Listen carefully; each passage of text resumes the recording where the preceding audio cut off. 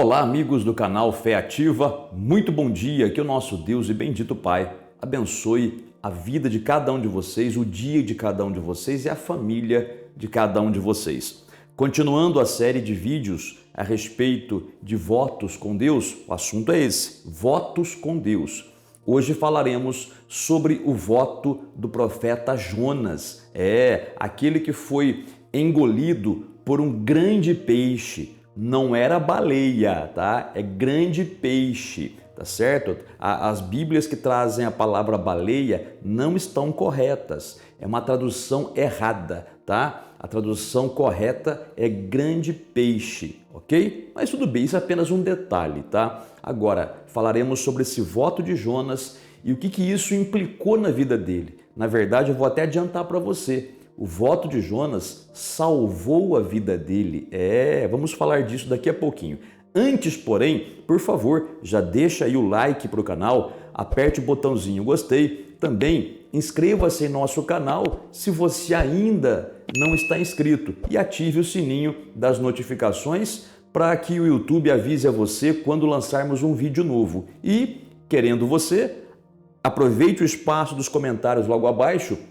Escreva nomes de pessoas pelas quais você quer que a gente ore e assim nós faremos, tá bom? Quando você receber um coraçãozinho aí na sua mensagem, no seu pedido de oração, isso significa que nós pegamos os nomes já e colocamos no caderno de orações. Muito bem, olha só, você conhece a história do profeta Jonas? Jonas era um profeta e alguém que se consagrou ao Senhor. Ou ele foi consagrado ou se consagrou ao Senhor.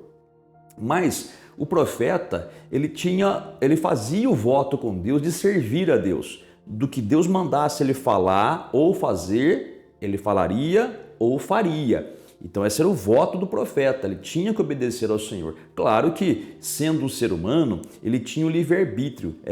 Até os profetas, muito ungidos de Deus, eles tinham livre-arbítrio. Eles podiam desobedecer a Deus se quisessem. Como foi o caso do profeta Jonas. Então, a história, vou resumir para você, foi assim. Jonas estava tranquilo lá em Israel e aí então o Senhor diz para ele assim, Jonas, vai até a grande cidade de Nínive, que era a capital do Império Assírio, Era o Império Mundial, era o império que dominava na época.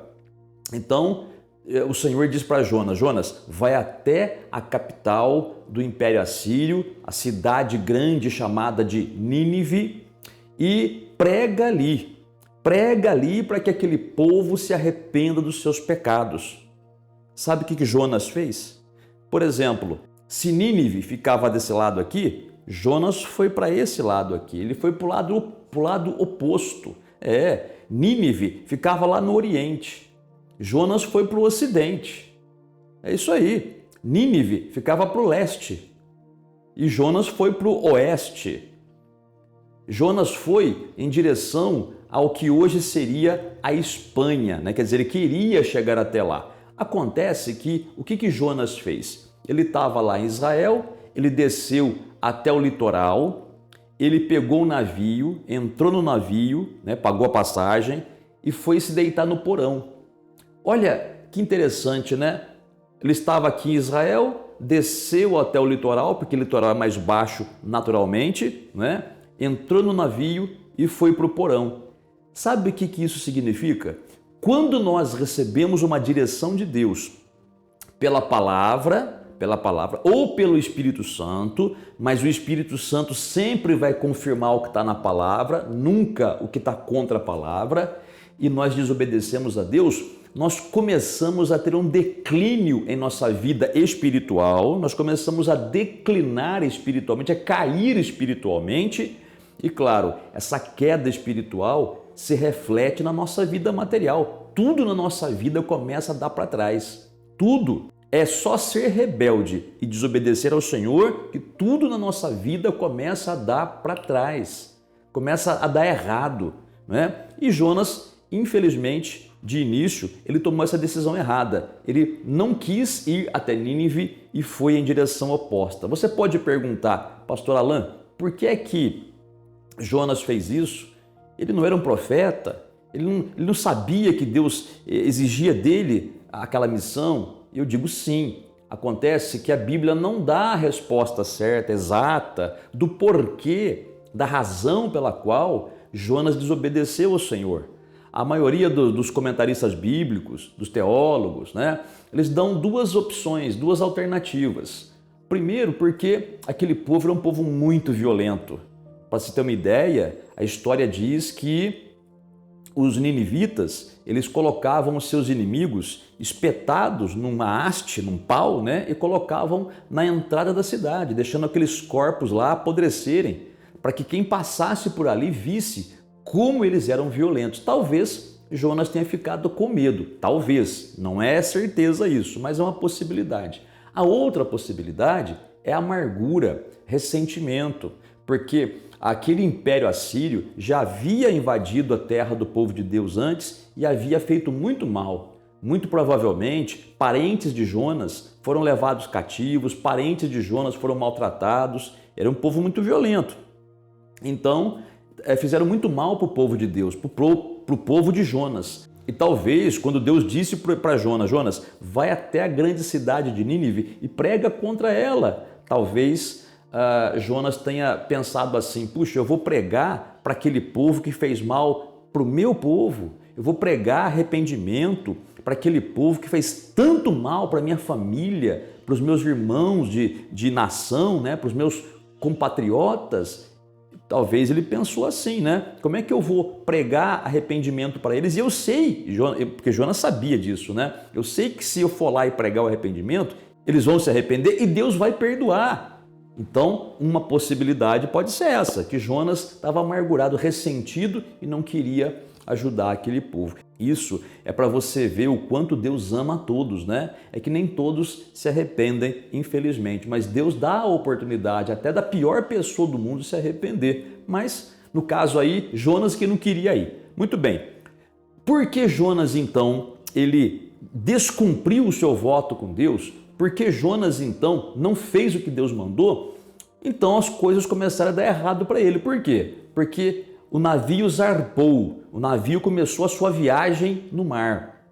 Só que aí veio uma grande tempestade e começou a destruir o navio. E o pessoal lá começou a jogar fora a mercadoria, começou a ter aquele prejuízo material muito grande. E até que entenderam que aquilo devia ser uma maldição, porque eram marinheiros experientes, eram pessoas que sabiam navegar, sabiam do tempo, mas do nada o tempo mudou. Então eles entenderam, peraí, tem alguma coisa errada, tem alguém aqui nesse navio que tá com coisa errada, vamos dizer assim, né? Até que descobriram que era Jonas e o próprio Jonas confessou. O que significa isso? Lembra que eu falei para você no comecinho desse vídeo? Que quando a gente desobedece ao Senhor, não segue uma direção dele, nossa vida espiritual começa a declinar, começa a afundar, e isso se reflete na nossa vida material? Pois é. Estava se refletindo já na vida de Jonas e na vida dos outros, de quem ele estava perto. Você sabia disso aí? Quando uma pessoa temente a Deus, ela resolve desobedecer a Deus, ela parece que pega uma carga tão negativa que aonde ela vai, ela contamina até os outros. Dá errado até na vida de quem ela está perto. Por isso, você seja sempre obediente ao Senhor, viu? Obedeça ao Senhor e tudo vai dar certo para você. E quando tiver uma pessoa que é desobediente a Deus, tá? Uma pessoa rebelde, e aquela pessoa você até tenta ajudar, mas ela não quer mudar e ela quer ficar perto de você, corta relacionamento, porque senão a maldição gruda na sua vida, viu? Você tentar ajudar uma pessoa rebelde é uma coisa, devemos tentar ajudar, fazê-la cair em si, né, para que se arrependa. Entretanto, se ela não quiser mudar, não deixe essa pessoa rebelde ficar perto de você, porque a maldição que está nela pode começar a afetar você, a sua vida. Então, corta, vai saindo de perto, tá? Para que não ocorra mal nenhum com você e não te contamine também, né? Mas tudo bem. O que acontece então? Lançaram Jonas no mar. Até relutaram para fazer isso. Até eles não queriam fazer, mas o próprio Jonas falou, olha, eu reconheço, o erro é meu, me joguem no mar que tudo se acalma. E assim fizeram. Jogaram Jonas no mar e a tempestade cessou. E o Jonas continuou afundando. Lembra? Ele saiu lá de Israel, foi para o litoral, pegou o navio, foi no porão do navio, foi só descendo. Depois jogaram no mar, Foi descendo. E depois, então, ele descendo ao fundo do mar, Deus mandou um grande peixe que o pegou, que o engoliu, e esse peixe foi até as profundezas, foi mais fundo ainda. Veja, olha o declínio que Jonas teve e estava para perder a vida. Ele ficou 3 dias e 3 noites no ventre daquele grande peixe. Aí quando Jonas viu que o negócio ardeu para o lado dele, né? Que o negócio ficou feio para o lado dele, ele fez uma oração de arrependimento. Ele falou com Deus, isso você pode ver no capítulo 2 de Jonas. Ele falou com Deus e no final dessa oração, olha o que Jonas diz. Livro do profeta Jonas, capítulo de número 2, versículo de número 9. Ele diz assim na oração, lá no ventre do peixe, no fundo do mar. Olha o que Jonas fala. Mas com a voz do agradecimento, eu te oferecerei sacrifício. O que votei, pagarei. Ao Senhor pertence a salvação. Gente, Jonas, na sua grande oração de arrependimento e de reconhecimento que Deus é justo em tudo que ele faz, ele se arrependeu para não perder a vida, para não apodrecer ali no ventre daquele peixe.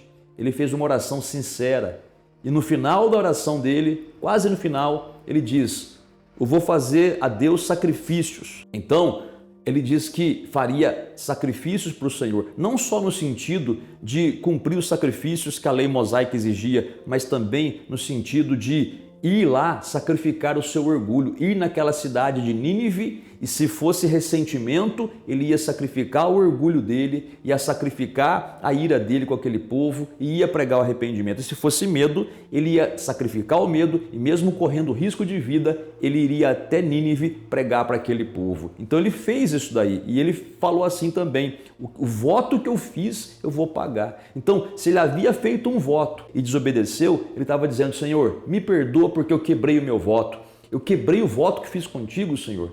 Por favor, me perdoe. Eu vou renovar esse voto e vou cumprir o que eu paguei. Deus teve misericórdia dele. Deus deu uma ordem para o grande peixe. O peixe subiu até a superfície, foi até a praia e vomitou Jonas na praia. E Jonas, então, voltou a fazer o que ele havia prometido para Deus. Foi até a grande cidade de Nínive, pregou lá 3 dias e aquele povo se arrependeu. E a destruição que era iminente foi simplesmente anulada. Depois de um século quase, aquele povo voltou a pecar e não se arrependeu, aí Deus permitiu a destruição. Mas por rebeldia do povo, tá? Não foi vontade de Deus, foi por rebeldia do povo. Mas naquela época de Jonas, aquele povo se arrependeu e aquele povo foi salvo de uma grande destruição.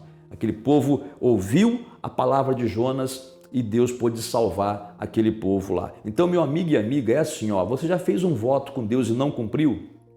Arrependa-se e renove o voto e faça o voto, mesmo que isso seja um sacrifício para você, mesmo que doa na carne, mesmo que doa no seu ego, mesmo que doa na sua alma, cumpra o voto que você fez com Deus, porque Deus não é palhaço, Deus não é bobo, Deus não é trouxa, não é tonto, né? Tonto é a gente que acha que pode fazer o que quer da vida, deixando Deus de lado. A gente é como Jonas. A gente fica como Jonas se a gente não cumpre os votos que fizemos com Deus. A gente vai só afundando. E quanta gente que eu conheço que já afundou e sinceramente está numa situação de dar pena hoje. E alguns até, eu vou ser sincero com você, eu conheci. Eu não digo que eu conheço, eu digo que eu conheci. Porque já partiram dessa para melhor ou para pior. Eu não sei a situação espiritual deles, né? Aí é cada um por si. Mas eu sei que poderiam estar vivos hoje, mas porque um belo dia resolveram descumprir seus votos com Deus e andar numa vida errada, o contrário do que Deus havia pedido, o contrário do voto que haviam feito, e infelizmente não teve jeito para eles, porque não se arrependeram. Então, se você fez um voto com Deus e não cumpriu, volte a cumprir. Se você fez um voto de servir ao Senhor, mas de repente começou a se inclinar para as coisas dessa terra, volte a servir ao Senhor.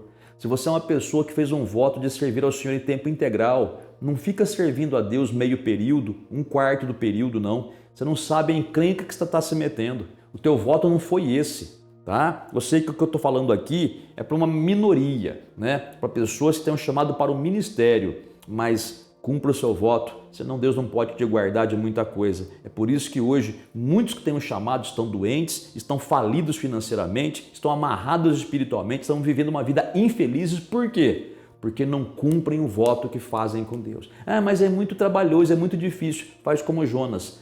Oferecerei sacrifício ao Senhor.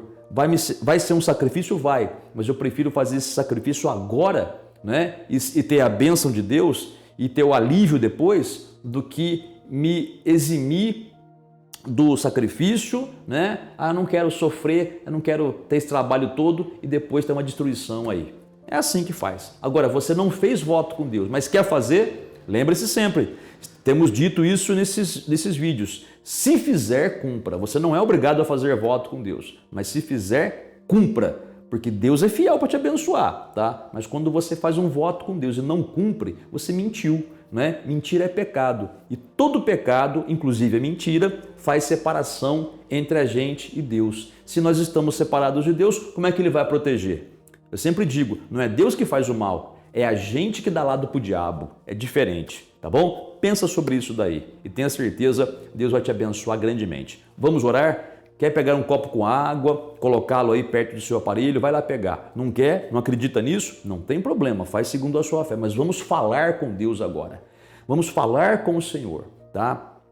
E se você, por exemplo, olha, eu vou tocar nesse assunto aqui. Se você que é casado, lembra que lá no altar você fez um voto, não somente para com a sua esposa e com o seu, ou para com o seu marido. Você fez um voto principalmente diante de Deus e para Deus também, que você ia ser fiel, ia cuidar da sua esposa, respeitá-la e vice-versa. Cumpra. Desrespeitou, está quebrando pau aí, maltratando um, maltratando o outro, está aí com traição, está aí com adultério, arrependa-se. Volte para o teu voto. Volte para o teu voto. Isso aqui é um aviso de misericórdia, não é ameaça, longe disso, é apenas um aviso de misericórdia. Bote a cabeça no lugar, faz como Jonas, Deus vai te honrar. Oremos ao Pai. Pai Celestial, Pai bendito, Pai Santo, Pai amado, Pai Todo-Poderoso, te damos graças mais uma vez por estarmos em Tua presença e por mais este dia que se inicia, Senhor. Se não fosse o Senhor em nossas vidas, já teríamos sido consumidos, mas a Tua misericórdia é grande demais. E a Tua misericórdia se manifesta inclusive em nos dar essa palavra no dia de hoje. Pai, obrigado, Senhor.